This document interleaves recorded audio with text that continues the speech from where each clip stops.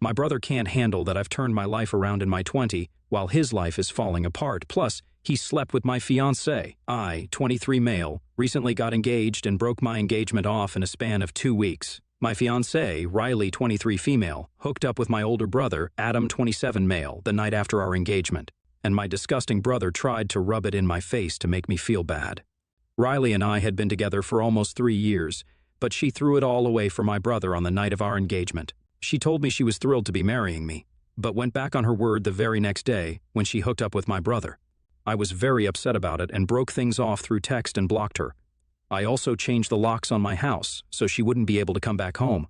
Riley and I had been living together for the past year, and it had been going really well, so I thought that it was the right time to propose. I never thought that she would end up betraying me for Adam of all people, because she knows that he and I have an intense rivalry and don't get along at all. My dad passed away when I was a baby in an accident, and I barely have any memories of him. Adam had spent some time with him at least, but I have no recollection of what he was like. Adam never liked me, and growing up he was my biggest enemy. He was always a bully, and my mother, being a single mom, didn't really have time to deal with our sibling rivalry because she had more important things on her mind, like paying the bills and making sure there was food on the table every day. Our uncle, my dad's brother, visited a lot and tried to help out as much as he could. My mother kept in touch with my father's family even after his demise for their sake because they'd already lost their son. They didn't need to lose their grandkids too. My uncle was pretty much the only father figure I have ever known, and he still is my go-to person. For Adam, it was my mother. My mother didn't play favorites, but it was very apparent that if she had to pick one, it would be Adam. And that made our sibling rivalry even more intense because I wanted to be my mother's favorite as well.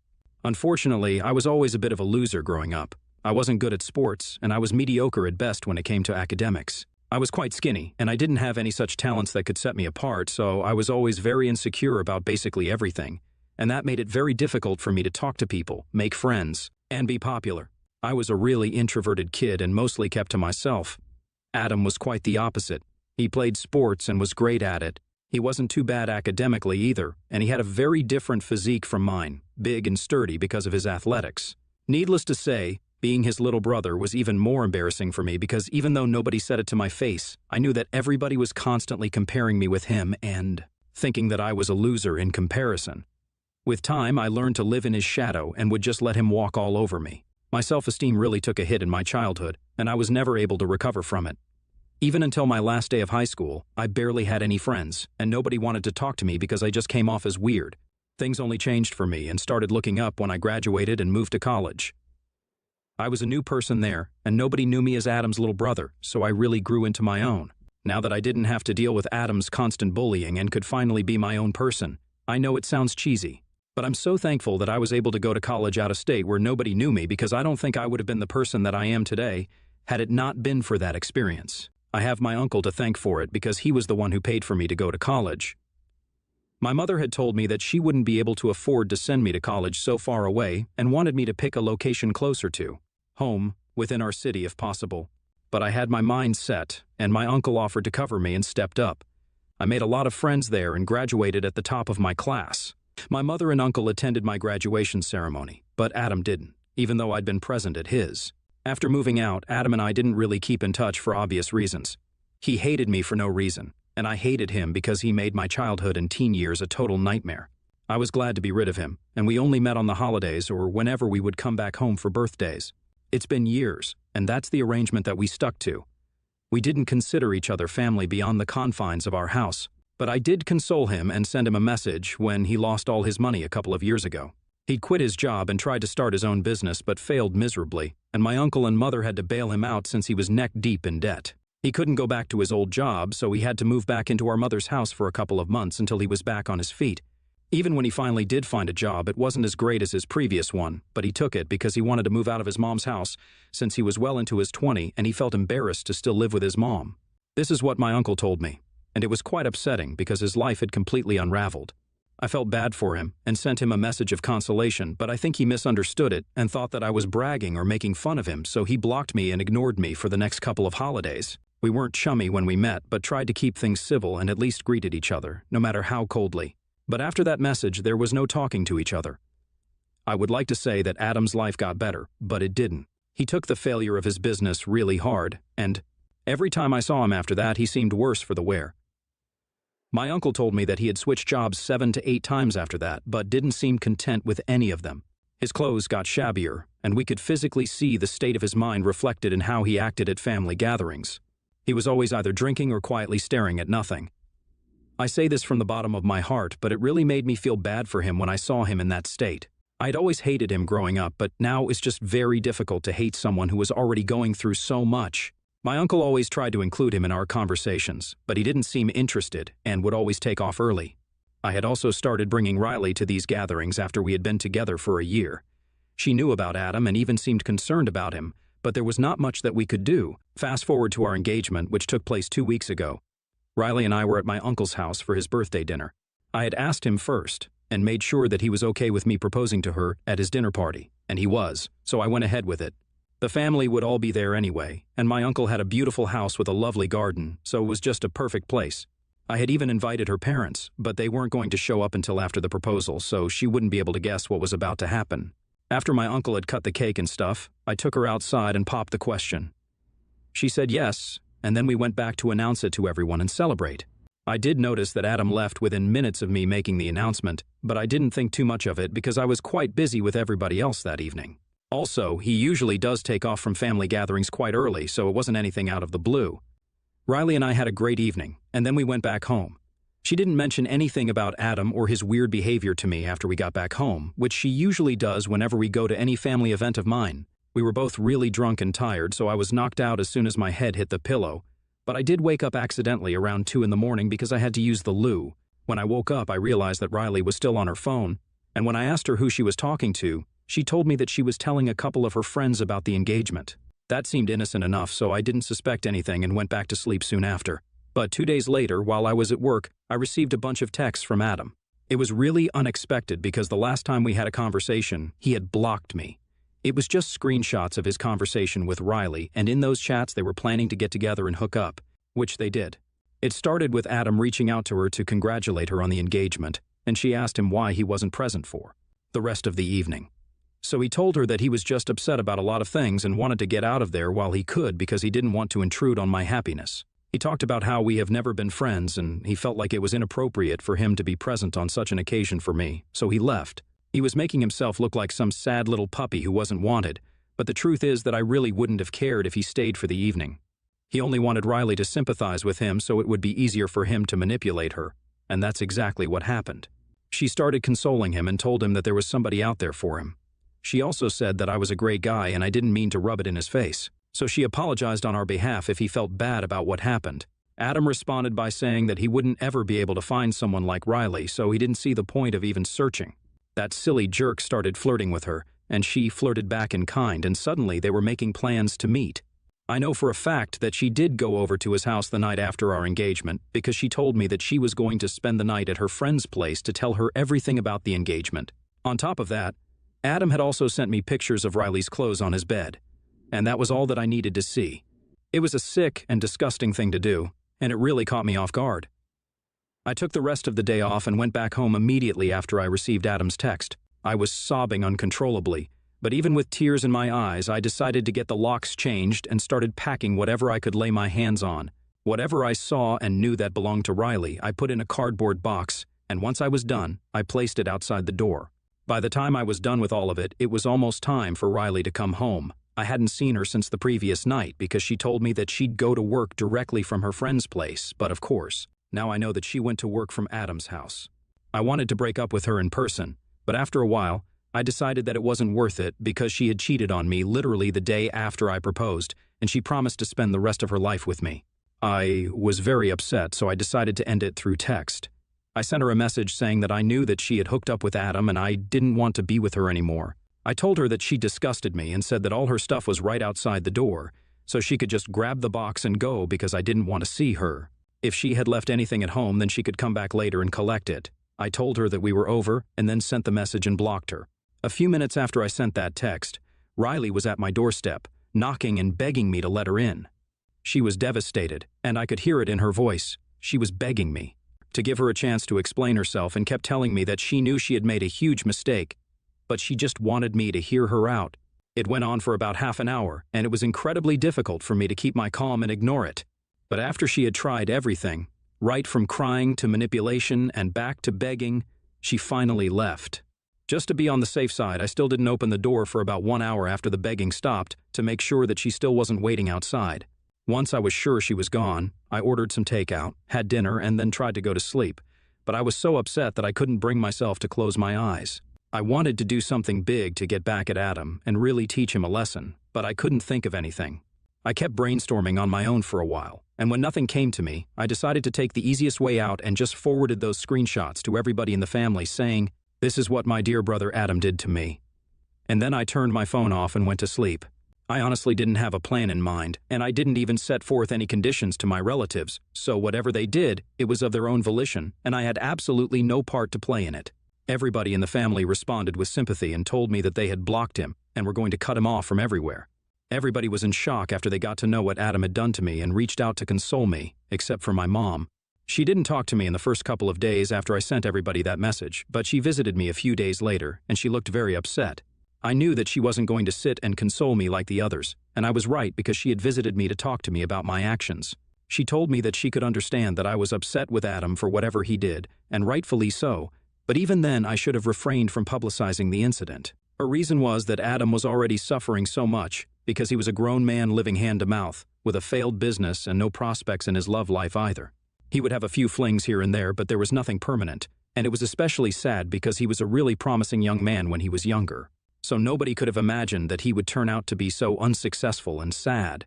I, on the other hand, was someone nobody could have expected to be as successful as I am today, be it in my line of work or my relationships. My mom believed that Adam did this out of jealousy, which I already knew. For context, I work in an architecture firm and have a high-paying job. I worked really hard to get where I am now, and if Adam had researched his business properly instead of rushing into it head first, then it wouldn't have failed, and he wouldn't be earning less than half of what I make. But coming back to the point, while my mother was telling me all of this, it almost felt like she was trying to justify what he did. So I interrupted her and asked her if she was actually trying to make it seem okay for Adam to hook up with my fiancée just the night after we got engaged, simply because his life was sad and pathetic. She took a minute, and then she said that it wasn't okay, but I needed to understand where he was coming from and be a little sympathetic and forgiving. She went on to tell me that the family cutting ties with Adam had hit him really hard and he was miserable.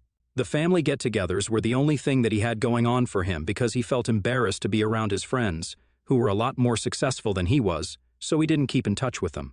And family was all that he had. I was happy about that. And I didn't really care that he was miserable because he had broken up my relationship with Riley, so he deserved this, and I had no sympathy to spare for him. But my mother believed that I should be the bigger person and talk to everyone to convince them somehow to give him a chance. Not only that, she also wanted me to reach out to him and clear the air. I told her that I was not doing any of it, and she was crazy to even expect that I would reach out to the person who ruined my relationship on purpose. I really just snapped at her. I told her that I knew she had favorites, even though she didn't really make it evident, but she didn't have to rub it in my face and make me feel so awful. I told her that if I had done the same thing to Adam, then she wouldn't have been trying to justify it and make it look like no big deal. She probably would have been all up in arms about it, and I knew that for a fact. She tried to deny it, and we started arguing. It turned into a big fight where she got very upset and huffy. She left the house after saying that she wouldn't talk to me until I reached out to Adam and tried to sort things out with him. It's been a couple of days since then, and my relatives have been checking in on me. Mostly it's my uncle who's been texting me daily. Riley also sends me messages from time to time, hoping to win me back or at least have a conversation with me, but I haven't replied to her. I haven't blocked her yet either, but I know that I have to, and I will eventually. The only person that I haven't heard from after our big fight is my mother, and I really feel bad about it. I already mentioned that I knew my brother was her favorite because they always seemed to have some inexplicable bond even when I was a kid, but my mom never played favorites, that's up until now at least. I just feel very confused about what she said. I am content with my life right now, and it's not like I'm depressed or whatever, but I do want my mother in my life. But I don't think I agree with her opinion on the whole Adam and Riley situation. So, what do you guys think? ITA for sending my family proof of my brother and my fiancé cheating on me. Update 1, the people have spoken and people have been hurt. Thank you so much for all the comments on the original post and for reading through it so patiently. I'm glad that so many of you had great advice for me on what to do next and reassured me that I wasn't in the wrong because my mother saying all that really made me feel that I was somehow out of line for what I did. But evidently, that's not the case, and I have no need to reach out to anybody. I also spoke to my uncle about what my mom said. I hadn't told anybody earlier because this was kind of personal and I didn't want to discuss this with other people. But my uncle is family, and I felt considerably better after speaking to him. He told me that he had also noticed my mother always favored Adam over me. It wasn't always very obvious, but it was definitely there, and anybody with a brain could tell that she had a favorite, and it wasn't me. He told me that he really felt awful about what happened with me because he knew how strongly I felt for Riley, and yet she didn't think twice before hooking up with Adam in spite of knowing about our relationship. It was upsetting, but there was not much that I could do, and I was honestly kind of okay since I think that I dodged a bullet there. I haven't moved on from her entirely, but I know I'll get there. That's really not what I'm worried about, however. My relationship with my mother is something that I don't want to lose, but if she acts like this and victimizes Adam, then I don't see a way for us to get along or reconcile. My uncle thinks that I should just give up on it. He said that he knows my mother, and he also knows that she isn't going to back down if she believes that she's right. He told me that I shouldn't hold out hope that she might come around and talk to me, because it's quite unlikely since she has been visiting Adam almost every day ever since our family cut him off. It hurt that she was still going out of her way to look after him even though I was the one who actually lost a relationship because of him, and quite an important one at that. But I also understand that I can't help the situation and it is what it is.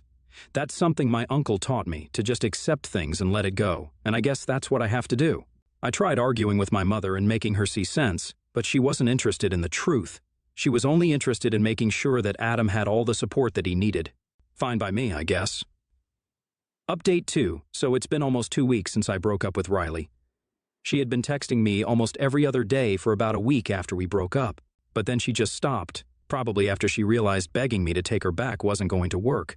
I don't want to speak to her or hear her side of the story. I don't even know why she thought explaining her side would make it any better because, as far as I'm concerned, nothing excuses cheating.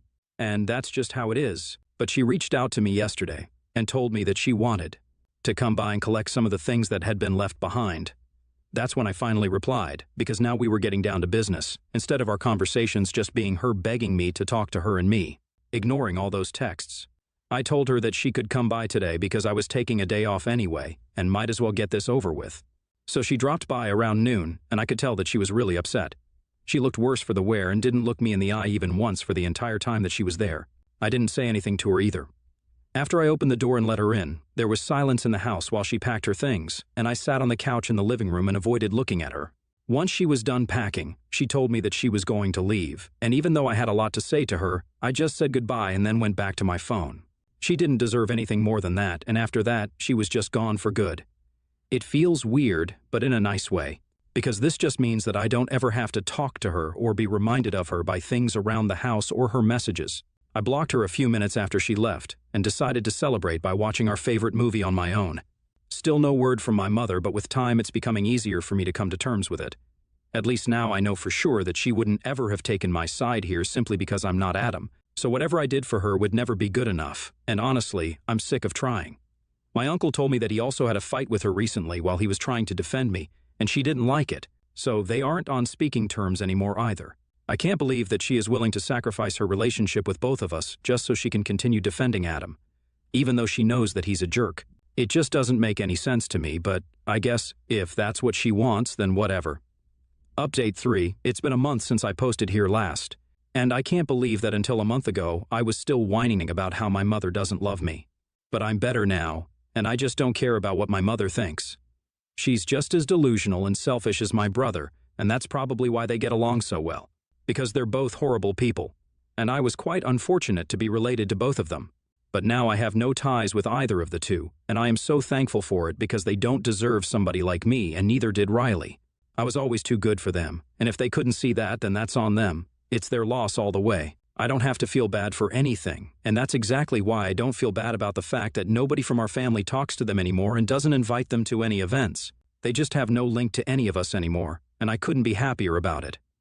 Riley and I haven't spoken ever since she came back here to collect her things for one last time because I blocked her afterward, and so did most of our common friends after they found out the real reason behind our engagement falling through. But my mother did try to reach out to me a few days ago, and even now she doesn't think that she needs to apologize to me, which is just insane to even think about. Even in the last conversation that we had, she was still harping on about how Adam is suffering and has been diagnosed with clinical depression. I told her that I could give her a psychotherapist's phone number but nothing else, and I definitely wasn't going to talk to our family members now to make them sympathize with him. Then she started trying to manipulate me by going all emotional and sentimental on me. She was really laying it on thick and said that she had already lost her husband. She didn't want to lose the two most important men in her life now because of some stupid petty fight over a girl. It was interesting that she saw the fight as stupid and petty because the way I remember it, the fight was not over some girl, it was over my fiancé. It was neither stupid nor petty because Adam had decided to hook up with Riley on purpose, all because he wanted to make me feel bad.